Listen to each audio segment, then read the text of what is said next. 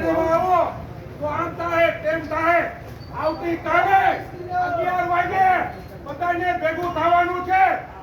જ્યાં આપણે હિન્દુ સમાજે એને ધંધો કરવા માટે, રોજી રોટી દેવા માટે અને એનું ઘર હાલે છે, એ જ આપણા વિસ્તારના આપણા હિન્દુઓ જે કોઈ છે એને સમજાવવાના છે કે આ લોકોને દુકાન ના દેતા.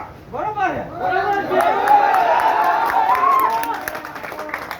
11 વાગે બાપુના બાવળા ચોકમાં આપણે બપોરે ભેગું થવાનું છે. અને જે કોઈ કહેવા વાળો હતો કે પંચાયતમાં આવો તો શું થાય, આ પંચાયતમાં આ આટલા બધા હજારોની સંખ્યામાં ભેગા થયા છે. મિત્રો, આવા જ વિડીયો અને શોર્ટ્સ જોવા માટે આજે જ અમારી ન્યૂઝ રૂમ યુટ્યુબ ચેનલને સબસ્ક્રાઇબ કરો.